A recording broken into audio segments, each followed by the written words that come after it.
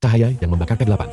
Malam itu, suasana di majelis Karawaci terasa berbeda. Angin malam dari sungai Cisadane membawa hawa dingin yang menusuk tulang, namun juga aroma mistis yang kental. Putri, seorang santri yang sudah bertahun-tahun mengabdi pada Kiai, merasakan ada sesuatu yang tidak biasa. Matanya mengamati satu persatu jemaah yang hadir, hingga pandangannya tertuju pada seorang pria asing yang baru pertama kali datang. Pria itu, yang kemudian diketahui bernama Arya, tampak kikuk dan sedikit tanggung. Ia berdiri di pojok ruangan, matanya tak henti-hentinya meneliti setiap sudut majelis. Arya terlihat tertarik dengan deretan tasbih yang dijual oleh Kiai. Tasbih-tasbih itu terbuat dari berbagai macam kayu dan batu, masing-masing dengan ukiran dan aroma yang berbeda.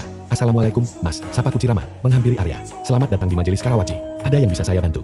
Arya tersenyum tipis. Waalaikumsalam, Mas, saya Arya, baru pertama kali datang ke sini. Saya tertarik dengan tasbih-tasbih ini, tapi bingung mau pilih yang mana. Bu Kuci mengangguk. Tasbih di sini semuanya punya keistimewaan masing-masing. Ada yang untuk ketenangan hati, ada yang untuk kelancaran rezeki, ada juga yang untuk perlindungan diri. Tapi yang paling penting, semua tasbih ini sudah didoakan oleh Kiai. Bu Kuci mengambil sebuah tasbih berwarna coklat tua dari balik katalas. Tasbih itu terbuat dari kayu koka, dengan butiran yang terasa halus dan dingin di tangan. Coba Mas Arya pegang tasbih ini, rasakan energinya. Arya menerima tasbih itu dengan hati-hati. Baru beberapa detik di tangannya, wajahnya berubah. Matanya terpejam, dan tubuhnya sedikit berguncang. Astagfirullahaladzim, bisiknya. Saya merasakan ada energi yang kuat sekali masuk ke tubuh saya. Seperti ada aliran listrik yang menjalar dari tangan sampai ke kepala. Bu Kuci tersenyum. Mas Arya memang punya kepekaan yang tinggi terhadap hal-hal gaib. Mungkin karena dulu sering sakit-sakitan dan pernah menjalankan amalan-amalan tertentu. Arya membuka matanya. Iya, Mas, dulu saya sering sakit aneh-aneh. Sudah berobat kemana-mana, tapi tidak sembuh juga. Kata orang pintar, saya ini diganggu makhluk halus. Bu Kuci mengangguk-angguk. Mungkin saja. Tapi jangan khawatir, di sini kita bisa sama-sama mencari solusi. Selain dengan tasbih, Mas Arya juga bisa mencoba melihat foto Kiai. Bu Kuci dan beberapa jemaah yang melihat kejadian itu langsung mendekat. Mereka semua terkejut dengan apa yang baru saja terjadi. Mas Arya tidak apa-apa? Tanya Kuci khawatir. Arya menggeleng. Saya tidak apa-apa, Mas, cuma kaget saja. Tapi kenapa ya, kok bisa seperti ini?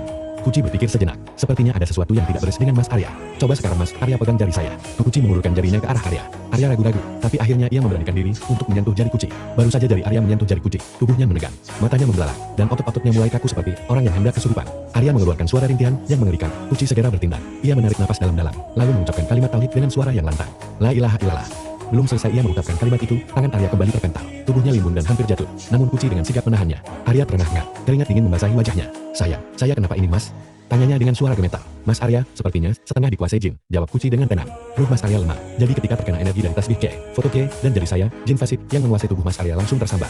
Kuci menjelaskan bahwa Allah adalah Nurus Samawati wal Ardh, cahaya langit dan bumi. Cahaya dari alam mengalir ke kanjeng Nabi, kemudian memantul ke para wali mursyid, dan akhirnya sampai ke hati murid-murid sang mursyid. Semakin bersih hati seorang murid, semakin besar cahaya yang bisa terpantulkan, dan cahaya itu akan menyingkap kegelapan. Jin fasik itu tidak suka dengan cahaya, lanjut Kuci.